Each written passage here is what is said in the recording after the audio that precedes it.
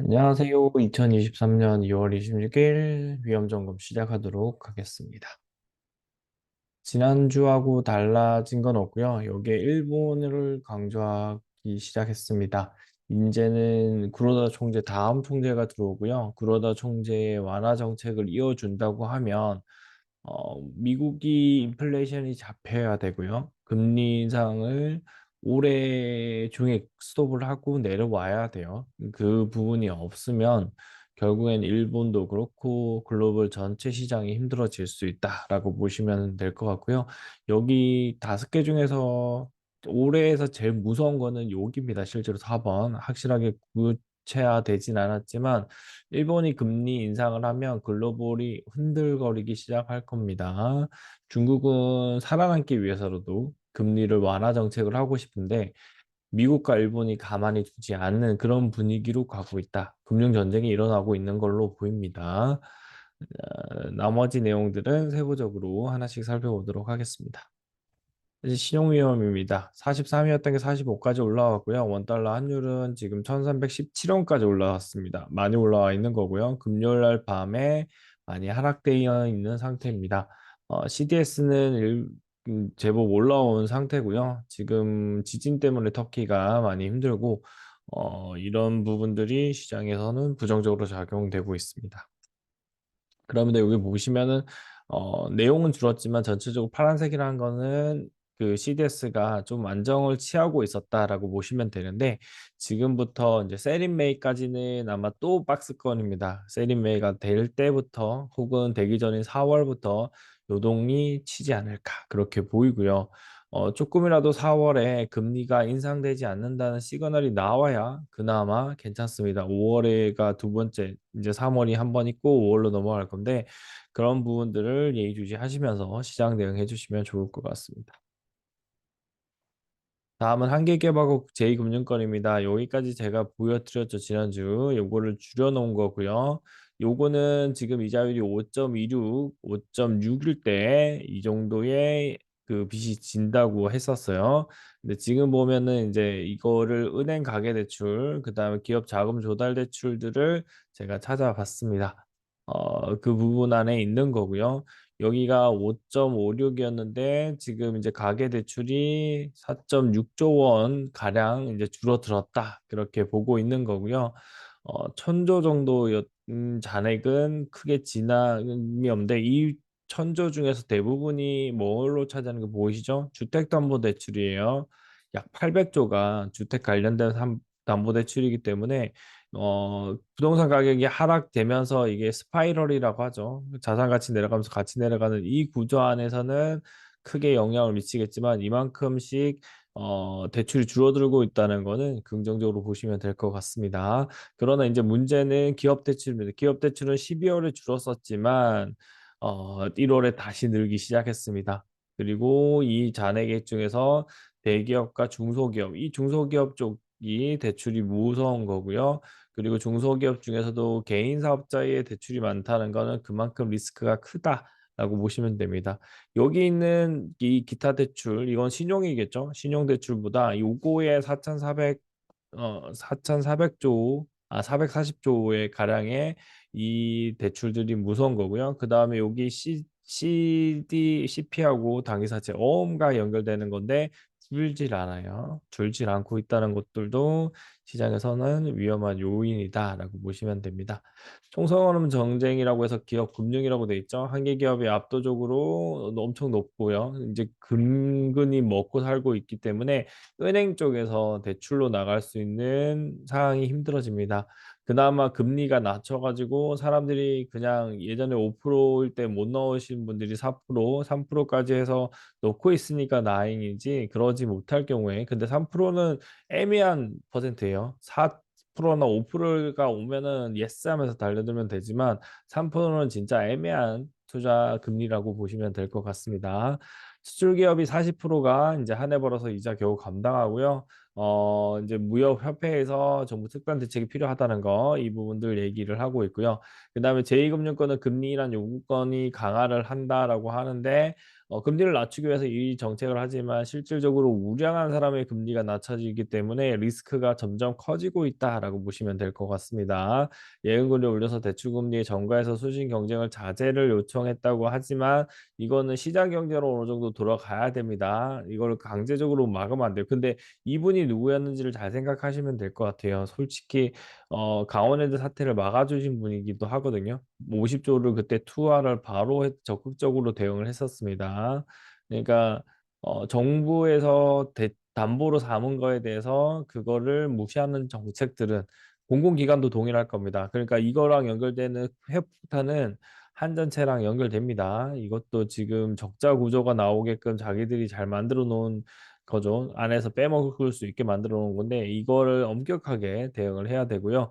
가계비 증가세 요거 이제 마이너스 증가세 꺾였다고 하는 거고요. 근데 썩 좋은 시그널이 아닙니다. 근데 전체적으로 연체율은 오르고 있다는 거니까 돈 많은 사람은 빚을 갚고 있고 여기 있는 주택담보대출에서는 갚을 수 있고 그런 것들이 있지만 실제로 기타 대출인 요 부분에서는 리스크가 점점 커지고 있다. 이렇게 봐주시면 될 것 같습니다. 한계기업하고 제2금융권은 이게 터지고 난 다음에 우리가 투자를 편안하게 할 수 있다라고 보시는 게 지금의 인플레이션 상승률로 봤을 때는 그렇게 따라가시는 게 맞는 것 같습니다. 경기 침체입니다. 주식 투자 시장은 지금 이거 반영 안 된 거 맞아요. 반영 안 된 상태고 지금 상태는 반영이 된다고 하면 지금 가격에서 최소 20%, 최대 지금 가격에서 30% 이상입니다. 30% 이상. 그러면 엄청 지옥 같은 상황이죠.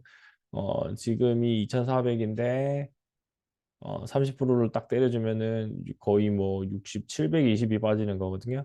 그러면은 1800까지 가능하다는 소리입니다. 이게 왜 이러느냐면 삼성전자, LG엔솔, 특히 LG엔솔의 퍼가 너무 높아요. 이런 부분들이 시장을 위험하게 만들 수 있다는 거 생각해 주시고요. 미국 경기 침체는 불가피하다. 연준은 상단폭 올려야 인플레를 막는다. 인플레를 막기 위해서 금리를 높이고 그러면 중소기업이 무너지면 대기업까지 적자에 가까워지는 혹은 그냥 진짜 살아남기 힘든 그런 공황 상태로 넘어가는 거다라고 보시면 되고요. 경기 침체 우려는 금리로서 다 촉발될 수 있습니다. 이 금리는 단순하게 미국 금리만이 아니라 일본 금리까지도 여러분들 이제 신경 쓰셔야 돼요. 이번에도 작년에도 크게 터졌던 건 미국이 금리를 높여 나가니까 일본에서 그 미국 채권들을 매입을 안 하려고 하다 보니까 미국 경제 자체도 힘들어지는 거. 기업들은 괜찮지만 미국 경제가 힘들어지면서 전체적인 자본 구조 자체가 힘들어지다 그렇게 봐주시면 되고요. 피해갈 수 있다는 9가지 근거가 나와 있지 뭐 5일 전 겁니다. 5일 전 거. 지금 PC 물가 보고는 다 깜짝 놀랐고 이 논란 지표는 조금 이따 살펴보도록 하겠습니다. 경착륙 대비해야 된다고 하고 있고요. 그 다음에 미국 국채로 들어가면 된다고 했지만 저는 우리나라 한국 사람이 투자하기에는 미국 국채는 그렇게 매력적인 자산이 아닙니다. 기존에 미국에 투자하셨던 분들은 일본 현금을 미국 국채로 바꿨다가 다시 미국으로 투자를 하고 배당을 받는 시스템을 가는 건 괜찮은데 한국 자본이 바로 여기로 갔다가 다시 한국으로 바뀌는 그런 트레이딩은 추천하지 않습니다. 한국은 자체적으로 그냥 투자를 하시고 한국과 미국의 투자 비율, 유럽까지 투자 비율을 정해서 딱 그 사이즈 안에서 운영을 해주시는 게 필요하다. 그렇게 봐주시면 될 것 같습니다. 자, 금리 인상과 양적 긴축입니다. 일본 금리 인상은 양적 완화 정책을 하겠다는 일본 총재가 이제 현재 통화 정책은 적절하다고 합니다. 근데 1% 물가 목표가 지속적으로 달성하면 정상화. 근데 지금 달성하고 있어요. 그러면 2, 3년 안에 정상화. 제로 금리를 올리겠다는 소리겠죠. 이게 위험한 요인이기도 하고 다음에 만약에 침체가 오거나 미국 시장에 붕괴가 일어났을 땐 이게 도화선이 되면서 금리를 올리는 원인이 될 수 있다는 거 꼭 생각해 주시면 되고요. 그다음에 금리 인상과 경기 침체 요인이 있다고 하니까 1년으로 5%로 넘겨버렸습니다. 이미 그렇게 보이시면 되고요. 1년 동안 이거 금리를 유지하겠다. 그렇게 보시면 될 것 같고요. 전부 다 5를 넘겨야 되지 않을까라고 지금 생각을 하고 있어요. 5.25라고는 해놨지만 지금의 PC 물가가 딱 안 떨어지면 5.5까지도 올려놓고 때려패고 힘들게 하고 이제 내려가기 시작하지 않을까 그렇게 보고 있습니다. 여기까지는 박스권이고 조심스럽게 대응입니다. 그리고 5.5 이상으로 혹시 가거나 기업의 부도가 일어나면 깨지는 건 당연한 이야기입니다. 그렇게 봐주시면 되고요. 자, 그다음으로 넘어가서 금리 인상, 금리와 관련된 내용입니다. 확률은 뭐 여기 보시면은 조금 떨어졌다고 하지만 별 의미가 없어요. 지금 확률은. 지금은 3월의 금리가 아니라 5월의 금리가 더 중요한 구간이고요. 5월 3일에 있는 금리는 5.25입니다. 여기 5.25죠. 여기가 없는 거예요. 올라간 건 아예 안 내려간다는 거고요. 이때는 이거가 안 될 거라는 게 아니라 요 금리에 있는데 얘에서 더 올라갈 확률이 더 높아진다. 두 번은 금리 인상할 확률이 높아진다. 이렇게 봐주시면 되고요. 일주일치로 보면 일주일보다는 떨어진 거 맞아요. 일주일보다는 떨어진 건 맞는데 지금 상태로만으로 해도 긍정적이다. 그렇게 볼 수는 없습니다. 아예 요 밑에 확률이 없어졌기 때문입니다. 이렇게 보시면 될 것 같고요. 전체적으로는 지금 이제 3월 달로 들어가는 거고 호주 연방 그다음에 캐나다 여기가 7일 8일 연속적으로 있는 거죠. 10일까지 여기 일본은행인데 일본은 뭐 제로금리 비슷하게 갈 거니까 괜찮은데 이 두 은행에서의 금리 인상 소식이 나온다면 주가는 한 번 더 휘청휘청 거릴 겁니다. 여기는 금리 인상할 것 같고요. 그 다음에 여기는 하겠죠. 그렇게 보시면 될 것 같습니다. 이 부분들 생각하시면서 시장 대응해 주시고요. 3월도 결국엔 박스권으로 갈 가능 확률이 상당히 높다. 이렇게 봐주시면 될 것 같습니다. 실적입니다. 2월 24일자에 나온 팩셋에서요. 이 기업이 어닝 리포트 인사이트, 어닝에 관련된 소식을 미국 기업을 대상으로 해주는 거고요. 전체적으로는 주가가 빠진 거 확인했습니다. 요 간에서 박스권을 지금 만들어내고 있는 거고요. 여기 에너지 같은 경우에는 더 손실이 클 거라고 예측이 되었습니다. 이 부분이 부정적인 내용이고요. 그다음에 미래익으로 봤을 때는 22년도 4분기가 여기에요. 여기쯤인데 1분기 침체, 그다음에 2분기에서 일어난다고 했는데 여기가 침체가 일어나는 리포팅이 되는 시점은 4월, 5월이죠. 4월, 5월이고 요거에서 침체에서 끝난 거는 7월, 8월입니다. 6월, 7월, 8월이거든요. 그래서 이 두 구간만 잘 넘어가면 올라갈 수는 있는데 이 두 구간을 에서 스크래치가 조금 나지 않을까라고 봅니다. 그리고 지금 정부 정책은 금리를 낮춘 상태이기 때문에 조금 더 유예 기간을 길게 준다면 1년 이상 버틸 수는 있다. 이렇게 보시면서 대응해 주시면 될 것 같습니다. 자, 중국 부동산과 은행이고요. 중국 부동산은 여기서 나온 게 이제 철강학주 양에 걸리면 이런 게 나온다는 건데 이거는 그러니까 부동산을 한다는 내용이 나오기 때문에 긍정적으로 보는 겁니다. 그다음에 중국이 부동산 다소 매입. 그러니까 중국이 전 세계에서 부동산 가격을 끌어올렸는데 지금 중국도 힘들어지니까 부동산 가격이 떨어지고 있죠. 손실을 보고 있습니다. 이거를 왜 유태인들이 모를까요? 그리고 미국이나 일본이 이거 통계를 모를까요? 그 부분을 알면서 대응하고 있는 것 같습니다. 중국의 부동산 보물도 빠지기 시작해서 일본의 전철을 밟을 가능성이 상당히 높은 것 같고요. 그 다음에 여기뿐만 아니라 뉴스에서 빠졌는데 경매 물건만 해도 6개,